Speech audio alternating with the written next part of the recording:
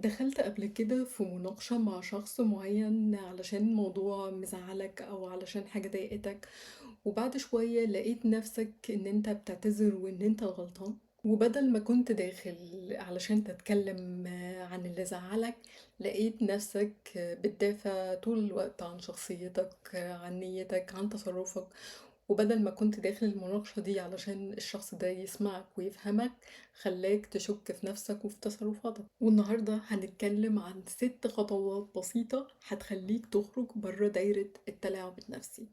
أول حاجة، ما تديش الشخص ده معلومات كتير عنك. المعلومات دي بالنسبة له نقط ضعف، بالنسبة له مشاكل يقدر يستخدمها ضدك في أي نقاش.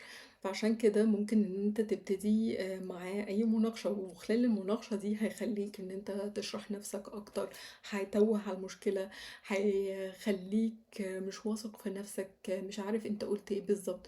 فعشان كده لازم نتحكم في كمية المعلومات اللي احنا بنديها للناس، وان احنا نشوف بالظبط مين الشخص اللي هيستفاد بالمعلومات دي، او ايه هي المعلومات اللي هتفيد الشخص ده، وهل الشخص ده قريب مني لدرجة كبيرة ان هو يعرف كمية المعلومات دي عني ولا لا. تاني خطوة، لو حسيت ان هو بيماطل وان هو بيتوه في الكلام، ارجع دايما للموضوع الاساسي.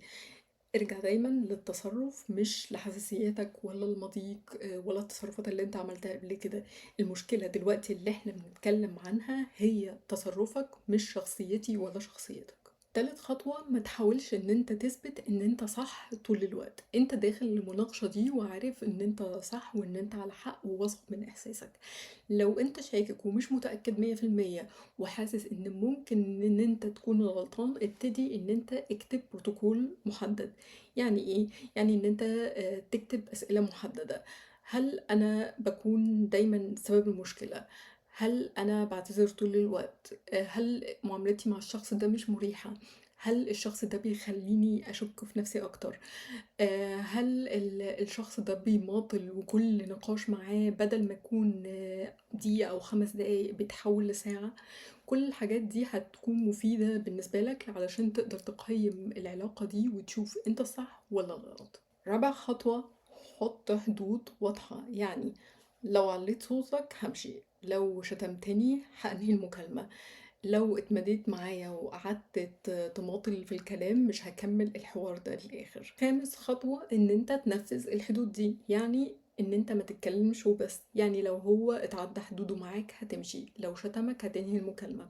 الشخص ده لو حس ان انت متساهل وان كلامك في الهوا ملهوش اي لازمة، هيبتدي ان هو يتمادى اكتر واكتر، وهيبتدي ان هو يعدي حدودك اكتر من مرة، وهيبتدي ان هو يستغلك ويتلاعب بيك اكتر واكتر.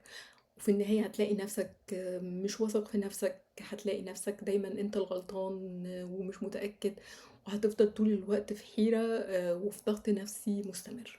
سادس واخر خطوة، ما تستناش ان الشخص ده يعتذر او ان هو يقول ان هو غلطان. ما تستناش ان هو هيتغير، لانه لا هيعتذر ولا هيتغير. وعشان كده مش كل نقاش لازم ان انت تكمله، مش كل شخص لازم ان انت تقنعه.